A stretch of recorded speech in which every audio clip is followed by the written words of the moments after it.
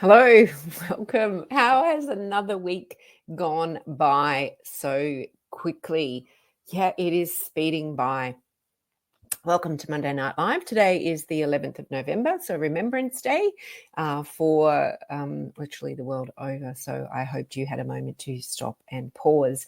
I'm Yvonne. I am the founder and CEO of Women's Fitness Adventures, and it is delightful to be here on this steamy Monday. Again, I think I said that last week, and to share with you some amazing questions and answers and conversations that have come across my desk and my brain and my personal, world this week. And I want to share those with you and really encourage you to join in the conversation as well. So if you are watching live, please say hi and where you're watching from. And if you are new, please let me know that this is new. Please identify yourself. As I said, I've been I didn't say, but I've been doing this for 10 years now, Monday Night Live and Women's Fitness Adventures as well. And every week I talk into this green dot that is there, and I do get to sometimes get feedback from you as to what's working and what's not, and whether Monday Night Live impacts your world. So I would love to know. So please go ahead and say hi. If you're a first timer, welcome. And if you're watching on the replay, please let me know as well. So today I'm going to talk about hiking pace, and I am going to talk about, and I'm talking fast when I talk about pace. That's interesting. And I'm going to talk about how can we get hiking fit without necessarily having to go to the gym. And I've been having quite a few conversations with people around that. And that comes down to a whole lot of things as well. So let's get started about pace. It is a question. It is the biggest fear that most people have, is that I don't want to join in, or I want to join in, but I don't know how to get started. I don't want to be last. And I don't want to be last. I don't want people waiting for me actually comes down to a very few keywords of, I do not wish to be a burden to anyone. And I know that we have spoken about this in the past, and this has resonated with many of you. But I want to just chime in on pace. And I've covered this in newsletters, but I've had lots of questions over the past week about pace.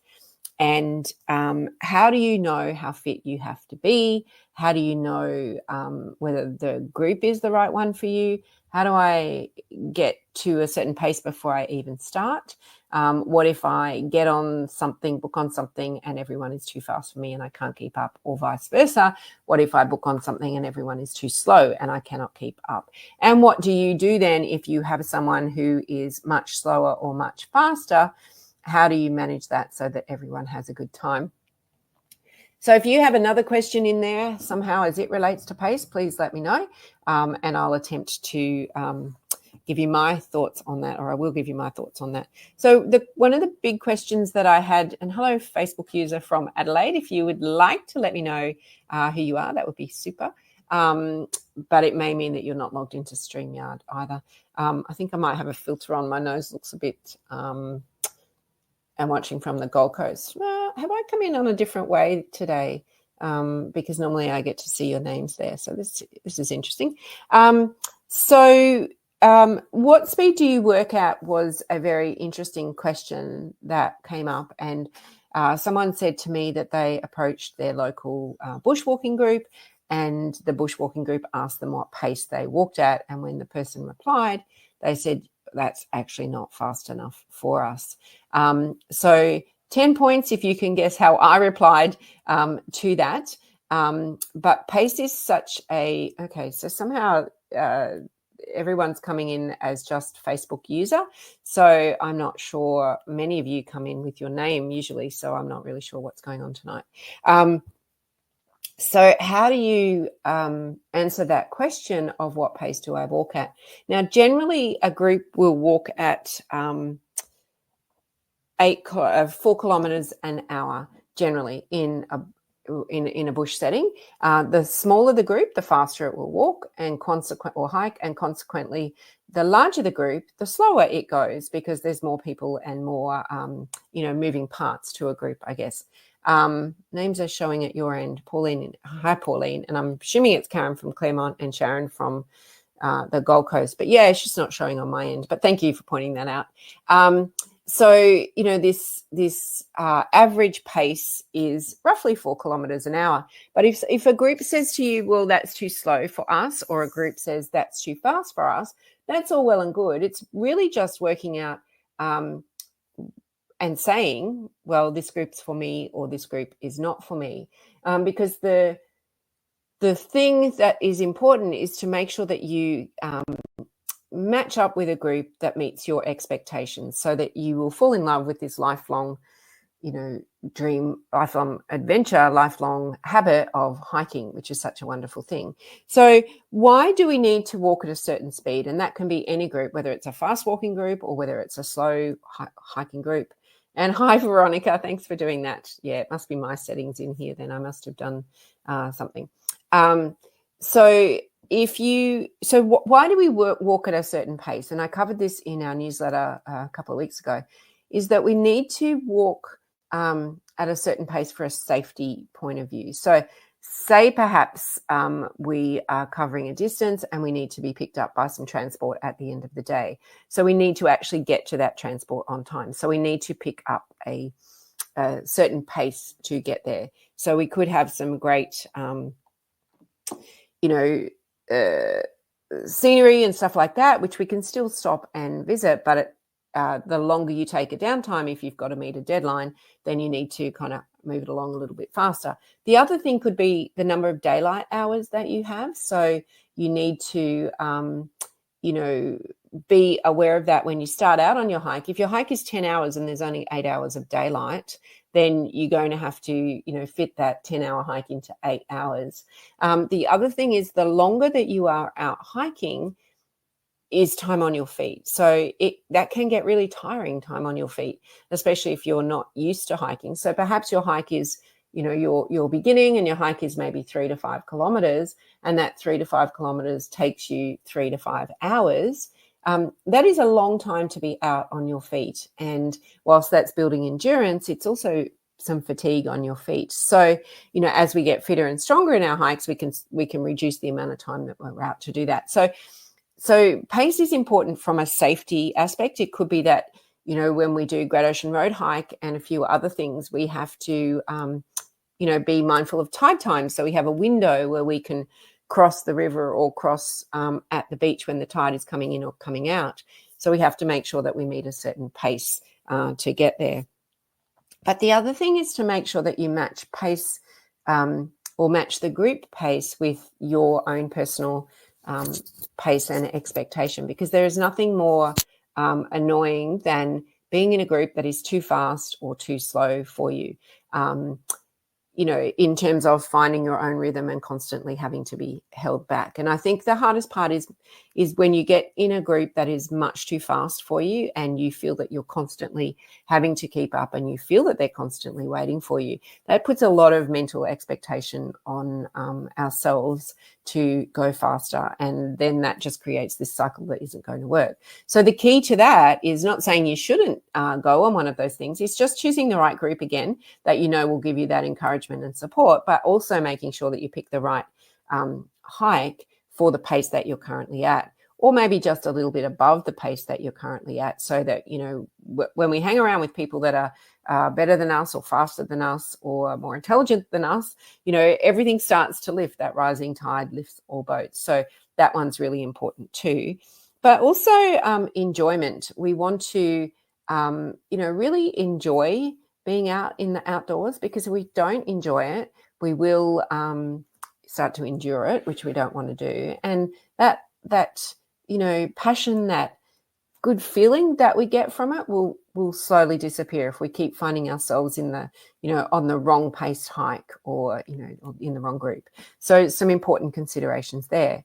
But we often get asked also too, what happens if you're on a hike and, the group really, really is widespread in terms of its ability. So from our perspective, what we try and do is make sure that everyone who has booked onto a hike knows the parameters of that hike. So they know, what grading the hike is, how long we're out for, what elevation there is on the hike, what you need to carry, and if it's a multi-day, what you need to do day after day after day. And, if we see someone who we think isn't going to be able to manage, most of the hike, we will actually have a conversation about that. And you all know that, and should all firmly know that I believe that if anyone follows the training program, that you can successfully do the hike. And I think that's really important. But the other thing is that, if you, not saying you, but generally I've seen it out there, and my recent trip to Peru was a classic case of this, that if someone books onto a hike and they don't have the fitness, they have said they do and they don't, and there's plenty of other people on the hike who also booked and paid money to go on that hike, and it doesn't, they take into account the pace of the person who isn't at the fitness level required, and the hike is then modified. It's not a fair reflection for everybody else who is on that hike as well, not only from a, get what you pay for, but also from a safety and enjoyment perspective as well. So that's why we always encourage, and we know that all of our members do, to follow the training plan and to, if it's not a multi-day hike, to do our trail fit training, to do our cardio boost, so that when you get to the trail of choice, you actually have the skills and you have the knowledge and you have the capability to be able to do the hike. So all of you Facebook users that are showing up on my name, on my feed, not as your names today for some weird reason, and it was an update to my terms, so perhaps that was having it there too. If you can let me know whether you agree with this or not, and if you have ever found yourself in a position where, the hike hasn't matched your expectations, and what happened, or what did you do, or how did you remedy that for going forward. But, in Europe, and just drop that in the chat, that would be super. In Europe, well, let me step back a bit before we get to Europe. When we walk around our suburb, and I see and hear this all the time, not from our members, because you guys all know now, but, I can easily walk 5 kilometers around my suburb, and that takes me, anywhere from an hour to an hour and a half, perhaps. So I can do that on a trail. But the difference is that the trail has so many other things, so many other variables. And we often get asked, especially with our European adventures, well, how long are you hiking for? What's the distance? And the Europeans generally don't give you distance. They will only give you hours. And, once we've done an adventure, we know the distance, so we will happily share that. But they generally give hours, and those hours are moving time hours, not time where we're stopping for photos or stopping for lunch or anything like that, or snacks. It's generally moving time hours. And why do they do that? I think because the pace of the group moves differently in the different conditions, but generally that's as long as it would take most people to be able to do that particular walk or that particular hike.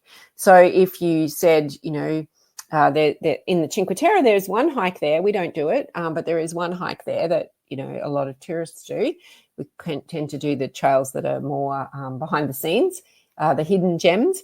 And one of those trails is literally 2 kilometers. It's 1 kilometer up and it's 1 kilometer down between 2 of the 5 towns.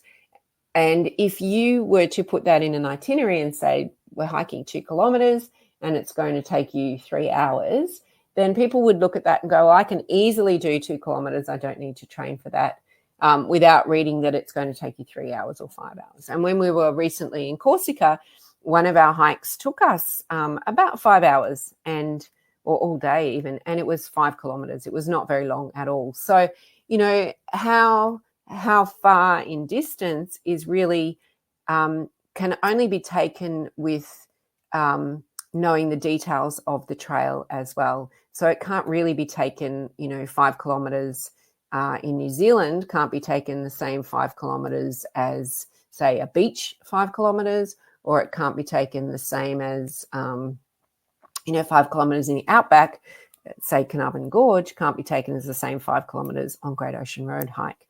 So, it pays to read the details and take into account, what the actual grading means and what the average pace of the group is. And then if you're still, have questions, to dig a little bit deeper and ask, what does that mean? What is required of me? What happens if I, am too fast or can't keep pace with the group? How do I keep up to the group as well. So a whole lot of different questions that you can ask there about pace. Now, nobody, and hello from Greensboro as well, nobody's had any comments. Well, I can't see. So if they're there, please let me know about whether, you've been caught in a space where it's too fast or too slow for you, and what you did about that, or how you remedied it for the future. So if you do have that, please let me know. And I can see, I think if Jelena, if that's you, I have seen your text. Apologies for not replying. And Kerry, if you are watching from Northeast Victoria, I did send you a text message. I'm not sure if you got that. So this is just another secret way of sending out some messages. But, some of us, when we go hiking, some of us excel at going uphill. We just are in our element. Others are fantastic at the downhill, and others on the flat. So, when you find the thing that, hits your stride, and then you go, yeah, I can average that out, then that's a great thing. And, asking that question is nothing to be scared of. And, if it's the right group for you, and I know there's lots of groups out there, and even on the weekend when I was out with a group hiking, we had bumped into a whole lot of other people who had, different views about how they hike. And that's all fine. It's just a matter of feeling comfortable in the group that you're in, where you can ask all those questions that you don't know the answers to. It might be about pace. It might be about, we'll talk about in a moment, getting strong without a gym. It might be about gear and equipment. It might be about that toileting on the trail, which is a question we get asked a lot. So it might be about any of those things. But if someone tells you, and it upsets you, that you're not fast enough for our group, then, I'd be looking for another group. There's plenty of other groups out there. So, fortunately, we have a wonderful community inside Women's Fitness Adventures. Most of you, I'm sure, watching are members. I can't see today. And we know that, certainly in our group, it's not competitive.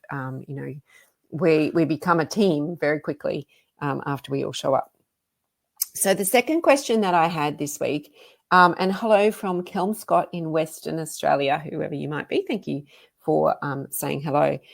Can you get hiking fit without a gym? And we had some new members join us on the weekend, and we have lots of people who stalk us for a long while and then finally decide, hey, it's time I should jump in. And I was asking this lady, what was it that tipped her over? And she said, oh, Yvonne, it was your videos, of your little fitness videos, that showed us how we could strengthen our muscles for hiking without having to go to the gym.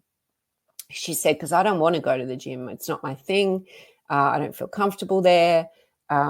And I totally get that. I totally get that. And we can certainly get fit and strong for hiking without the need for a gym. But how do we do that? And why do some people choose a gym, and why do some people not go to a gym? So some of you may know I'm a personal trainer, and I also owned a gym for about 8 years, and I owned a gym that had women clientele. And so it was a very non-intimidating space. And one of the things that we find with traditional gyms, even though there might be some ladies' spaces, is that if you're not familiar with the gym environment, it's very intimidating. There's so many different machines and weights, and even the gym I go to, which I've been going to now for 10 years, there's some pieces of equipment that I don't need, that I don't know how to use. So I just bypass those. So it can be very intimidating, even to those who are, experienced in that gym environment. But not only in terms of the equipment, but in terms of the other people there as well. And, people looking at you thinking, are you using it correctly? Or why is she here? She doesn't seem to be improving, and things like that. So I get it. So there are absolutely ways that we can build our strength with, what we have in our own home environment, or through different activities that we can build our strength for hiking. But the important thing is to do something to build our strength for hiking, which, automatically flips over into building our strength for life. And we can, get injured, or we can have, sore knees or something like that, and think, well, I'm injured and I can't hike. But really, is it an injury, or is it that just our bodies aren't strong enough for the type of activity that we're now doing? And let me share, it's not a secret, but I probably haven't shared it before, is that building our strength is a lifelong thing. We can't just get to a point and then expect that we will stay at that point. I mean, we all know that. If you're a woman over 50, you'll certainly know that we are constantly a work in progress. And to keep our bodies strong and to keep our bodies mobile, we actually need to be a constant work in progress. So the important thing is not to define ourselves by our injury, because there was this great thing, and I'll see if I can find it and share it inside our member group, that so I'm not sure if you all know, and no one's commenting, so I'm really wondering if I'm still actually going along here. Can someone just let me know if it's still working? That ChatGPT or AI, which is, a computer thing, and you put in and ask it questions and it'll give you feedback and give you whatever you want, really, that someone put in there that they got home from work and that they really didn't feel like they should go swimming or the gym or something.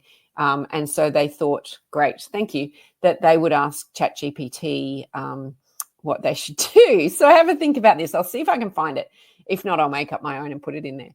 And it said, dear ChatGPT, you can make it really personal. I'm really not sure that I feel up to going for a swim tonight or the gym tonight. I've had a tough day at work. What should I do?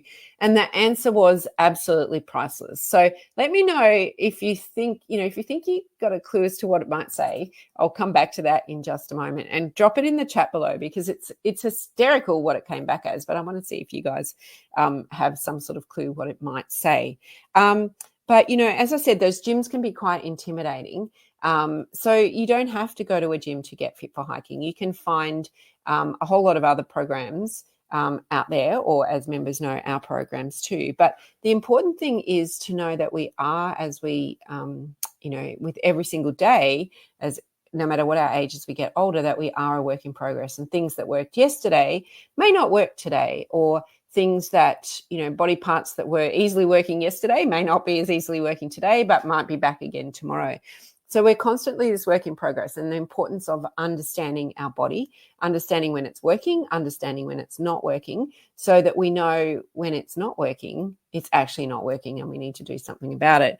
And I think for women, whether you go to a gym or not, it's understanding, and you're hiking or an aspiring hiker, it is understanding what muscle groups are that we need to get strong to protect our joints for hiking and for beyond. Because when we hike, we want to make sure that we come home safely, that we're not injured, that we're not going to have some effect that lasts, weeks and weeks after, or blisters or anything like that can affect our busy daily lives.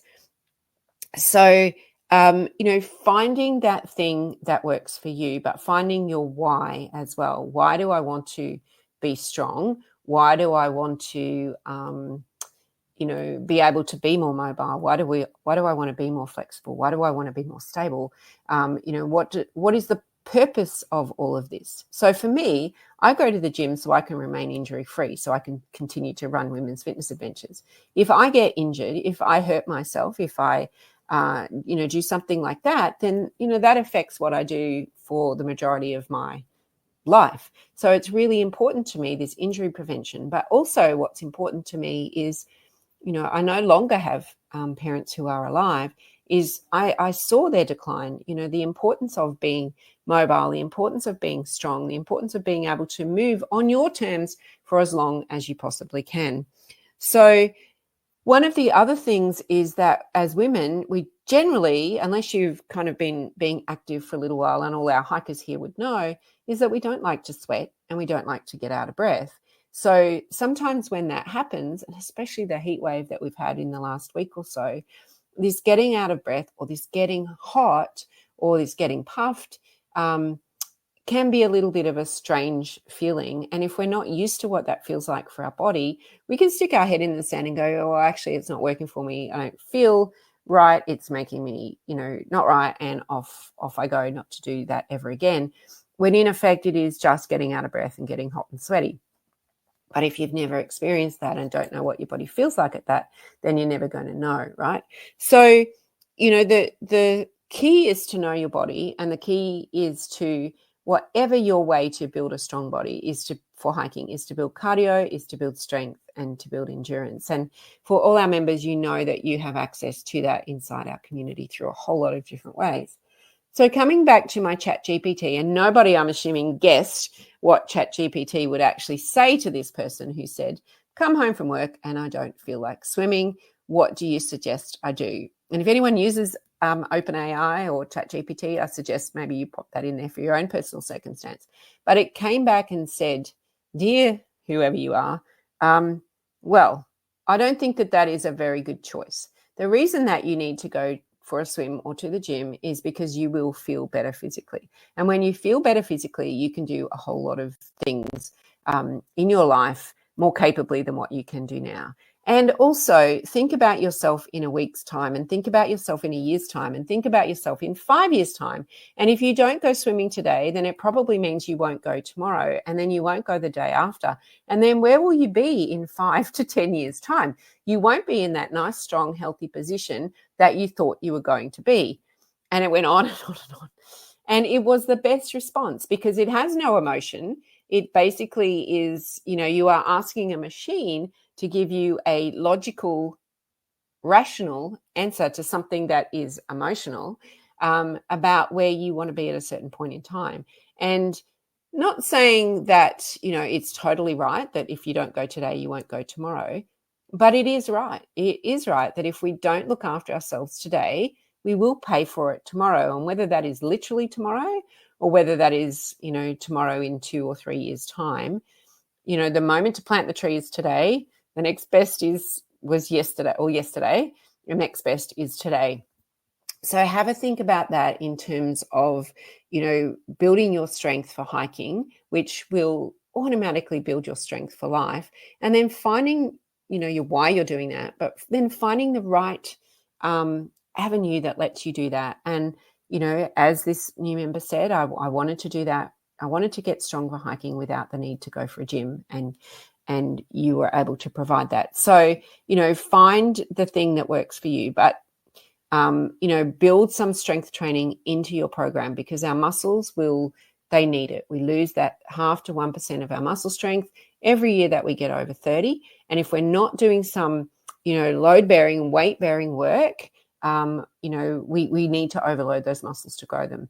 But we also need to strengthen those muscles to protect our knee joints for hiking and, give us stable ankles and, minimize our risk of tripping and falling and all those sorts of things too. So you can absolutely get fit for hiking without a gym, and we can show you how. And you can absolutely, and no one had their story about pace, find the pace that works for you, find the goal, find the thing that will lift and inspire you to get to that next level pace. But also, if you find that a group is too fast or too slow, then reassess, did you choose the right hike for you for that day or for that purpose, or have you got the right group? I think that's really, really important. And the right group for hiking, there are hundreds out there. I bumped into some other groups, as I said, on the weekend, and they're not I'm not saying either are good or bad. I'm just saying find the one that works for you, because that's really the most important thing, that enjoyment and keeping coming back. So someone says here, for me, going to the gym would entail driving for 30 minutes each way. Yeah, and that is a really big thing. That was a pandemic thing too.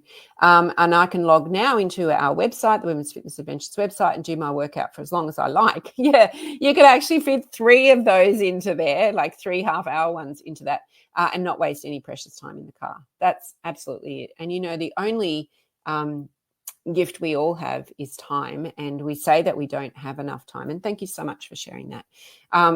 The only thing we all share in common is time. We all have no matter what your profession or your background or your location or anything like that, we all have 24 hours in one day, and it's how we use that time that determines our life. And if there's another great saying, and I always get my sayings mixed up, but if you show me your daily life and I'll show you, I can't even remember it now, but it's something like that. Show me your daily habits and I'll show you your life, or I'll project you your life. So, some really important things there to consider. So that is it for me from Monday Night Live. Just a couple of housekeeping things. It is book club tomorrow night for our members. Sister Viv, I've been reading that. So, someone else says, I'm not a fan of the gym. I have free weights and bands here to work out from home. Awesome. That is absolutely fantastic. And then it's just the discipline, isn't it, of working out whether we're at home or at the gym. So book club tonight, Sister Viv is a great read, especially the first couple of chapters in light of some recent events across the world this week. Some parallels there with some opening lines. We also have our member masterclass. So we're speaking with a couple of our amazing members this week. So I do hope you will jump in and join us for that one. And we have a couple of adventures as well. Our Tarkine Tasmania in January has 2 places remaining on that one.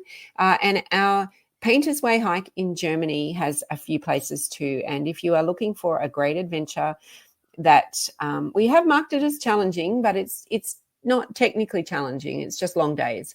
It is unbelievably beautiful, and you will get to see parts of the eastern part of Germany on foot that are historic, that are from a scenery point of view, very, very breathtaking. You stay in, cozy hotels, local hospitality. We have a female guide, Anka, who took us there a couple of years ago. It is just one fabulous adventure. So jump into that one as well. And of course, for our members, except for Western Australia, we have a live Christmas party in each state this year. And we also have an online Christmas party as well. So if you can't make it to in person, and I know some people live remotely, and in other parts of the globe at different times, then you can join in on the online one as well. So thank you very much. That's it from me for tonight. I will be back next Monday. I'm in a different location next Monday, so I'll let you know where I am when I get there. But I will see you same time next Monday. So thank you and take care.